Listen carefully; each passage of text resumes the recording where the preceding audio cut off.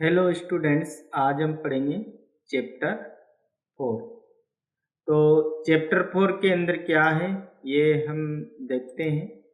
तो जो मुख्य चैप्टर 4 है अपना, चैप्टर 4 का नाम है इंट्रोडक्शन ऑफ इंटरनेट, यानी कि इंटरनेट का परिचय।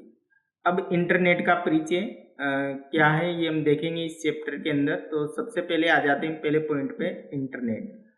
इंटरनेट से संबंधित सबसे इम्पोर्टेंट क्वेश्चन है, सुपर हाईवे के नाम से भी प्रसिद्ध है, यानी कि इंटरनेट को सूचना का सुपर हाईवे भी कहते हैं।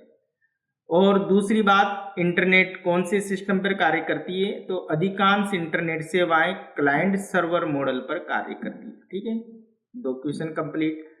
फाइल प्राप्त करने वाले को क्लाइंट और भेजने वाले को कहते हैं सर्वर।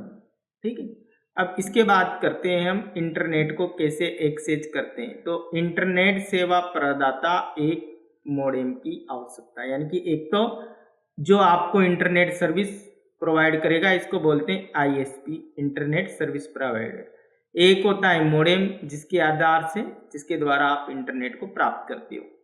तो आईएसपी इंटरनेट सेवा प्रदाता हो ही गया, जो आपको इंटरनेट प्रदान करने वाला है। फिर दूसरा है मॉडेम। मॉडेम का फुल फॉर्म है modulator and demodulator. Modulator analog to digital और डिजिटल टू एनालॉग, यानी कि डिजिटल को एनालॉग व एनालॉग को डिजिटल सिग्नल में परिवर्तित करता है, इसलिए इसको मॉडेम बोलते हैं। अब मॉडेम भी तीन प्रकार के होते हैं, इंटरनल मॉडेम, बाहरी मॉडेम यानी कि एक्सटर्नल मॉडेम, और PC card modem. Internal modem dial up और वाईफाई प्रकार के होते हैं, और बाहरी मॉडेम स्वयं की बिजली आपूर्ति का इस्तेमाल करते हैं।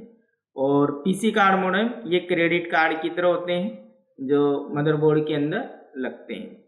अब आगे आते हैं हम इंटरनेट कनेक्टिविटी के प्रकार। तो सबसे पहले इंटरनेट कनेक्टिविटी की कौन कौन सी मतलब प्रकार हैं इसके। एक तो dial up, broadband, wifi, DSL, cable, उपग्रह, मोबाइल।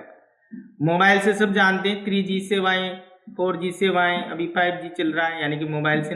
उपग्रह, जैसे कुछ देशों ने उपग्रह छोड़ रखा है जो इंटरनेट भी चलता है और मौसम की जानकारी भी देता है। डीएसएल, जो कि बीएसएनएल ने चालू करी थी डीएसएल, तो डिजिटल सब्सक्राइबर लाइन, यानी कि टेलीफोन लाइन के साथ एक दूसरी लाइन आती थी, तो वो डीजीएसएल लाइन थी। फिर इसके बाद है वाईफाई, तो वायरलेस लोकल एरिया नेटवर्क, यानी कि रेडियो फ्रिक्वेंसी का यूज करके ये, इसकी जो रेंज थी वो 20 मीटर यानी कि 66 फीट के लगभग थी।